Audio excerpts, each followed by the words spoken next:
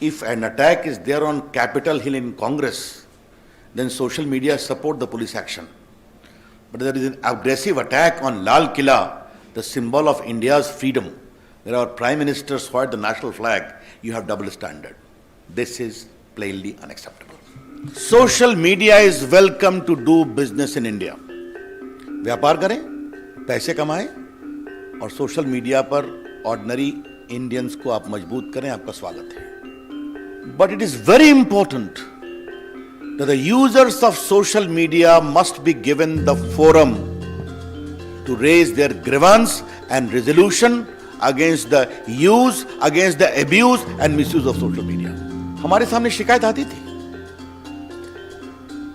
कि एक महिला की मॉर्स फोटो दिखाई जा रही है, मॉर्फ किया हुई, बॉयफ्रेंड गर्लफ्रेंड स्प्लिट कर गए, बहुत कॉम्प्रोमाइजिंग फोटोग्राफ दिखाई जा रही है.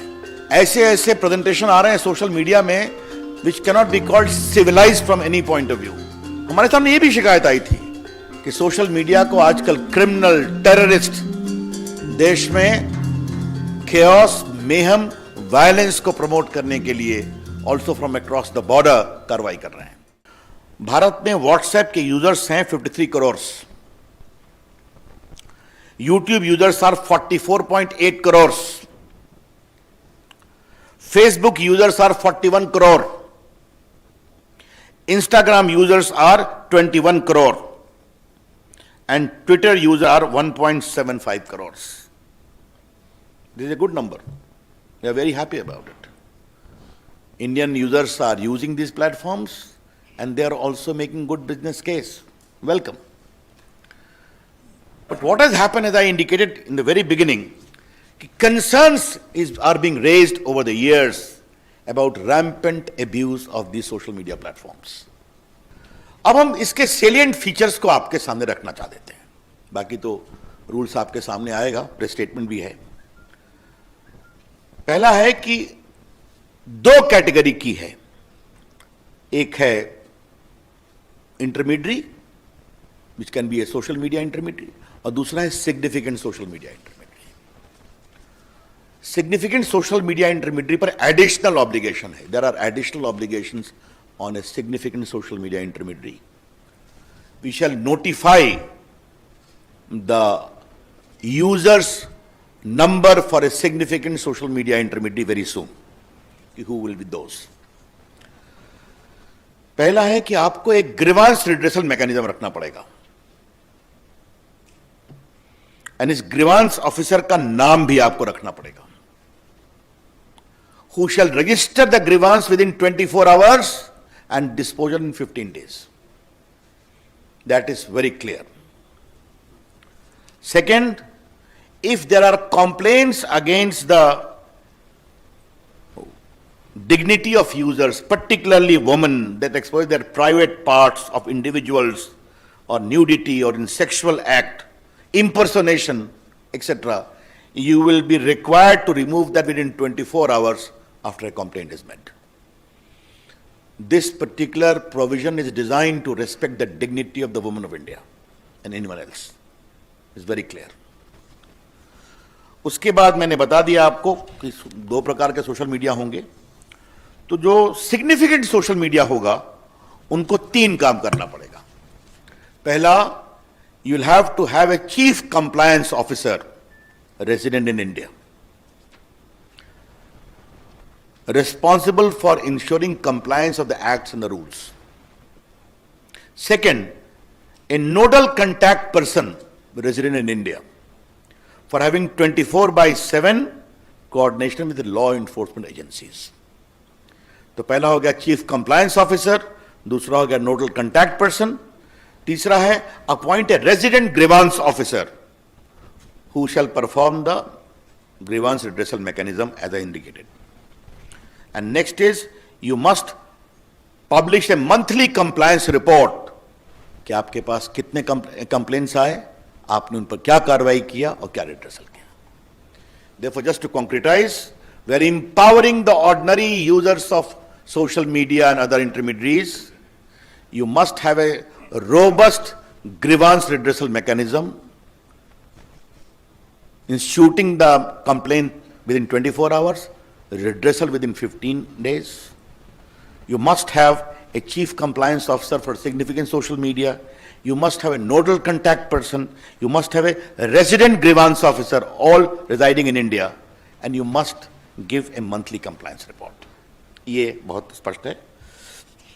उसके बाद एक सवाल आता है फर्स्ट ओरिजिनेटर का कि खुराफात हुई, but who was the creator, who was the first creator of the mischief? बार बार चीजें रीट्वीट पर ट्वीट होनी शुरू होती हैं, कई बार महम शुरू हो जाता है ऑन व्हाट्सएप, मॉब लिंचिंग में. तो फर्स्ट ओरिजिनेटर कौन है, इसके बारे में बताना पड़ेगा. This first originator will not, we don't like to have the content, क्योंकि कंटेंट तो बाहर आ जाता है, कई लोग ट्वीट रिट्वीट करते हैं. हु बिगैन द मिसचीफ, ये आपको बताना पड़ेगा. ये मिसचीफ अगर भारत के बाहर से हुआ है तो भारत में उसको किसने शुरू किया, ये बताना पड़ेगा. I repeat, the social media platforms upon being asked either by a court order or by the government authority will be required to disclose the first originator of the mischievous tweet or message, as the case may be. And this should be only in relation to sovereignty and integrity of India, number one. Number two, security of the state, public order, relations with foreign states, or rape, sexually explicit material, etc., etc. तो आपको यह बताना पड़ेगा कि खुराफात पहले किसने शुरू की, उसको आपको जानकारी देनी पड़ेगी. यस. और ये सब उसी अपराध के बारे में होगा जहां 5 साल से अधिक की सजा है. I explain to you.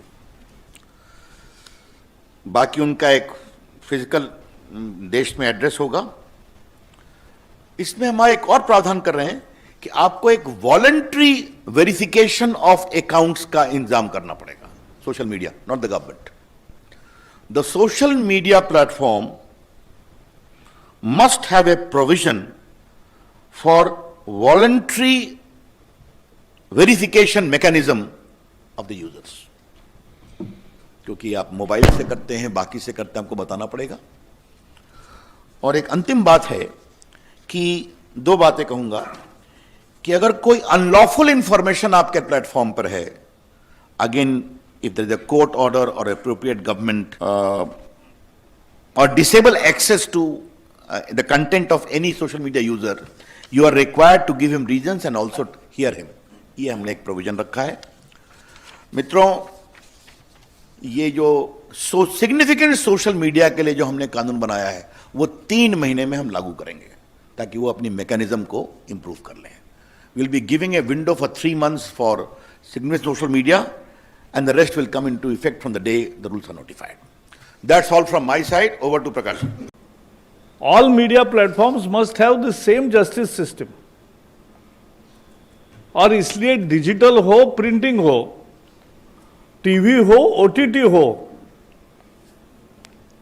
कुछ नियमों का पालन करना पड़ेगा, कुछ प्रोसेस सेट करना पड़ेगा. हमने ओटीटी प्लेटफॉर्म्स के साथ दिल्ली, चेन्नई और मुंबई में उन उद्योगों के सभी लोगों को बुला के विस्तृत चर्चा की.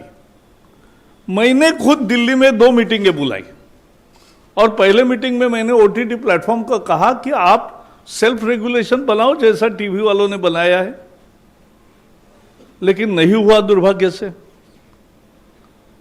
फिर मैंने एक बार फिर मीटिंग बुलाई और कहा कि 100 दिन में बनाओ, लेकिन वो भी नहीं बना.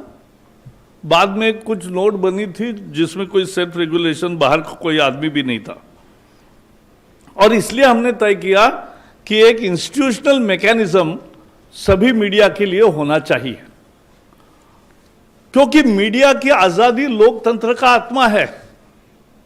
Both we have fought for maintaining press freedom and have gone to jail during emergency.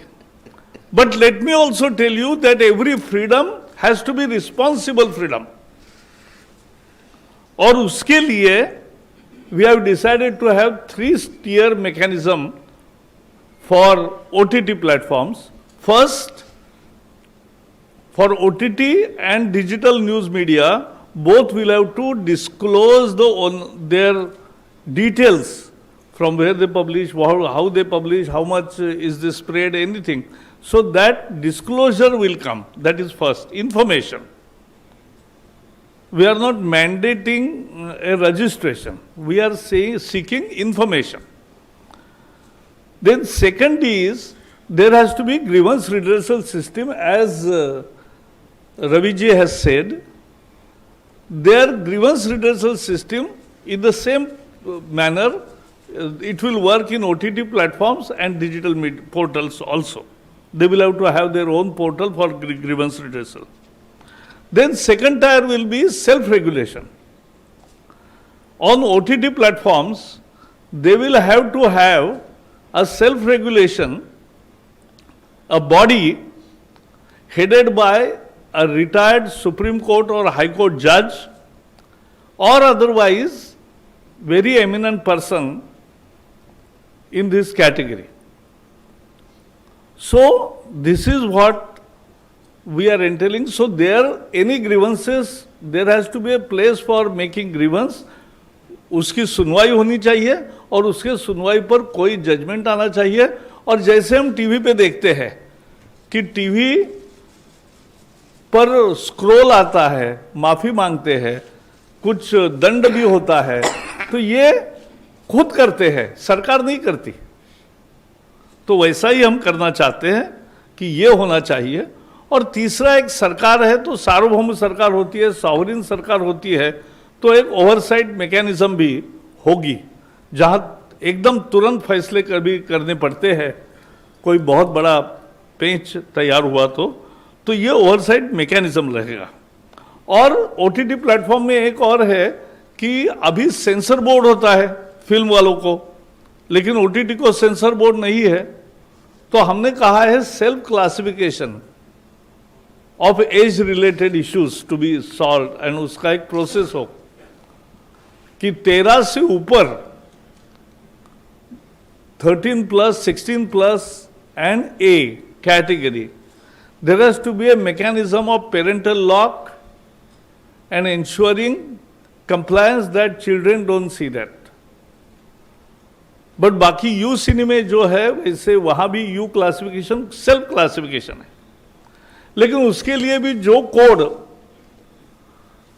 Sensor board का है, जो एक एथिक्स कोड है, वो सबको कॉमन रहेगा. और इसलिए वो रहेगा. लास्ट में मैं इतना ही कहूंगा कि जो डिजिटल मीडिया पोर्टल्स है, उनको भी अफवाह फैलाने का, झूठ फैलाने का यह अधिकार नहीं है, किसी को भी नहीं है. As I said, media freedom is absolute, but with reasonable restrictions, and that is the self restrictions of responsible, that is called responsible freedom. and उस फ्रीडम के दायरे में ये दोनों, और ये कानून एक ही है, आईटी का जो MIT का कानून है, उसी के अंदर जो बिजनेस रूल बदले मोदी जी ने, और ये जो कंटेंट वाला मुद्दा है, खासकर मीडिया का और OTT और डिजिटल मीडिया, इसका INB एडमिनिस्टर करेगी. बाकी जो इंटरमीडिएट प्लेटफॉर्म्स है उस पर का संज्ञान IT मिनिस्ट्री पहले जैसे कर रही है वैसे ही करेगी. बस मुझे भी इतना ही कहना है.